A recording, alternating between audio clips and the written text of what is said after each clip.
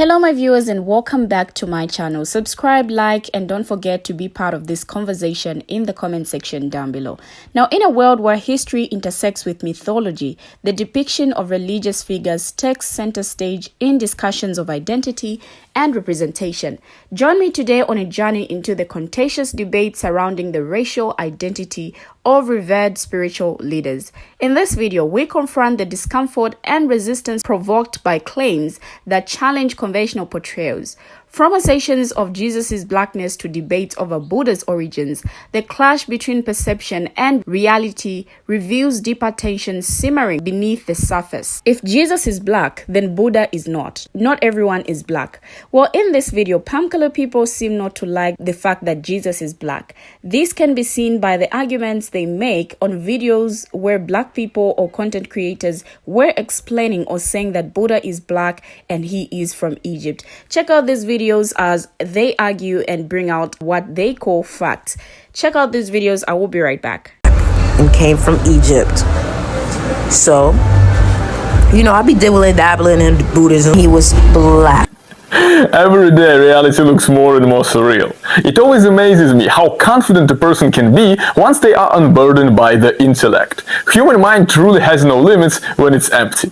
But let's treat this claim seriously. That's what I mean when I say that the less we know, more confident we are. Buddha's hair is not actually hair. It's 108 snails who sacrificed themselves to protect his head from scorched sun while he was meditating. It's one of the most famous legends about Buddha, and before claiming him as your own, you probably should study his life enough to know it. But let's continue. If you look at any of the original pictures of the Buddha, you'll clearly see the Bantu knots, woolly hair, and clear African facial features. As you can see, me and the Buddha have similar facial features. According to the legend, Buddha was from Nepal, and that's how a person from Nepal looks like. Or this, or maybe this. You can clearly see that the depiction of Buddha used as a proof of him being black, clearly inspired by Nepalese people. But even if he wasn't from Nepal, statement that if you have full lips you must be black is something Joe Biden would say. That's how Chinese person look like, for example, or Vietnamese person. People all over the world look different. You cannot claim the whole Buddha just because on one of the 1,000 statues he has full lips. And now to the last argument. Krishna means the black one, and Buddha means the black face. Buddha means enlightened, and Krishna, yes indeed, means the black one, but the thing is, Krishna is not Buddha, so it's not exactly relevant to the conversation. Now that you know all of that, I want you to rewatch the beginning of the video, simply to enjoy how confident, how loud, and how terribly wrong people can be. Remember this next time somebody is confidently yelling nonsense in your face. Now, enjoy. Egypt, and he was. Oh boy, where to start with this one? So Buddha's from Egypt. Yeah, my friend, I think you're way off on that one. Buddha comes from the mountains of Nepal. Okay, with very vast differences between Nepal and Egypt. All right, and Buddha and other videos he does, Buddha does not mean a path to salvation. Buddha means a path of enlightenment. Okay, that's what it means. All right, and I highly doubt you've dabbled in Buddhism. You don't even know what Buddhism is. You don't even know where Buddha comes from. You think Buddha comes from Africa. Give me a break, dude. This kid can't be this stupid. Oh my God, is this the future? Is this the future of our world? The uneducated masses?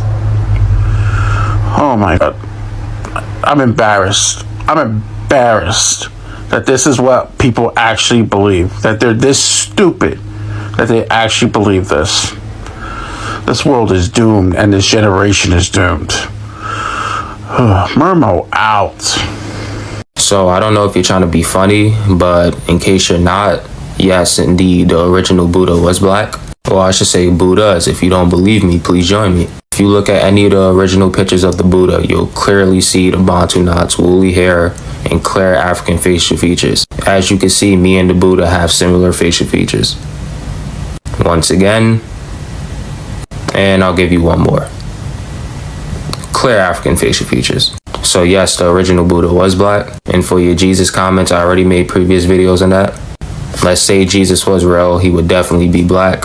because the original Middle Eastern people was black, just like everywhere else on the planet. And FYI, I know you're trying to be funny, because I see the laughing emoji. But in case you really wasn't trying to be funny, now you know. Even if you're going to want to deny it, because you might be ignorant. Peace, peace. Then he was black. You think that the Buddha is black? The Buddha is not black. The Buddha is is the embodiment of the universe. He does not have physical form or kara. You see, the Buddha himself is the embodiment of the high universe. Everything else bullshit lie. Now you see, the other Buddhas that come afterwards, the laughing Buddha, the non-laughing Buddha, all of them, those were all people that came from the Southeast Asian region, like India and Tibet and China, possibly even Mongolia. But you see, you would know this if you did anything other than just talk out of ass. It is, let's see, it is Southeast Asian religion. Not black. Definitely not from Egypt. Please, for the love of God, take history class. Exactly, y'all. Everyone in history was black. Everyone. Even God himself is black. So is Jesus. The Pharaoh, the Greek philosophers, everyone. Plato, Pluto, everybody is black. Cleopatra was also black. Have you guys forgotten it? She was black.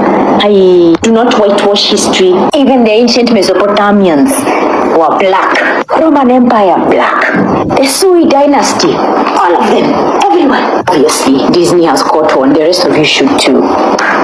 Welcome back, my viewers. Now, before we get into the video, I just want to make it clear that I need you to be the teachers of this video. Share your thoughts or what you know in the comment section, and let's share knowledge.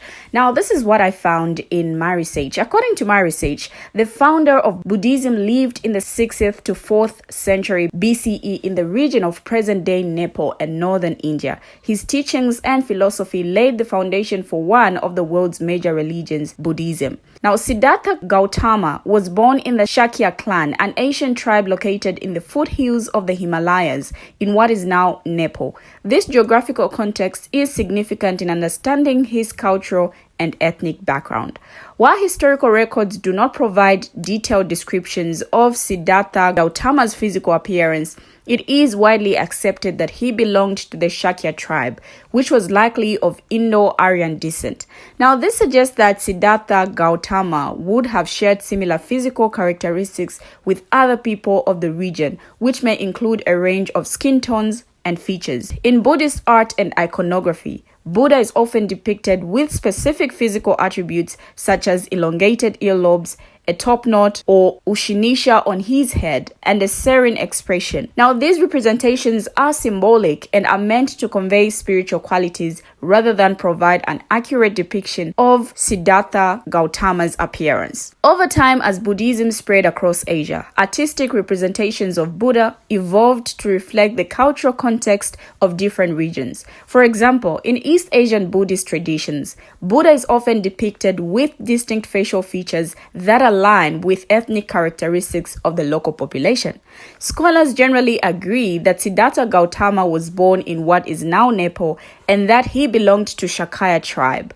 While there may be variations in how Buddha is portrayed in different cultural contexts, the historical and archaeological evidence supports his Nepalese origins. While there is no definitive evidence regarding his race or physical appearance, historical and archaeological research suggests that he was born in Nepal and belonged to Shakya tribe. The debate over Buddha's race highlights the complexities of cultural interpretation and representation in religious iconography, inviting us to explore the intersection of history, belief, and identity. Now, the depiction of Buddha's hair in religious iconography has been the subject of various interpretations and legends. Now, just like mentioned by this palm color man in his commentary, he suggests that Buddha's hair is not actually hair, but rather composed of 108 snails who sacrificed themselves to protect his head from the scorching sun while he was meditating. Now, this is symbolic and metaphorical, rather than a literal description of Buddha's physical attributes. In traditional Buddhist art, Buddha is often depicted with a distinctive hairstyle known as ushinisha, which is a protuberance or top knot on the crown of his head. This ushinisha symbolizes wisdom, enlightenment, and spiritual attainment. Buddha is typically portrayed with tightly coiled or curled hair, which is often depicted as a mass of small, tightly wound curls of knobs.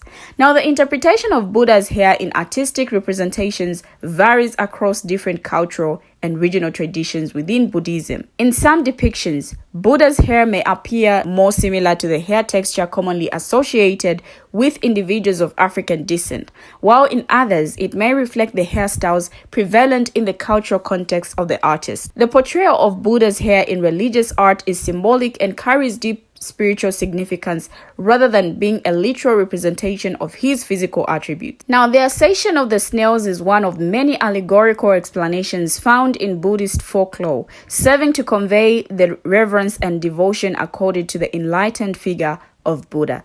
We have finally come to the end of the video, but like I said, share your thoughts, views, everything you know in the comment section, and let's educate one another. Thank you for watching and see you in my next video.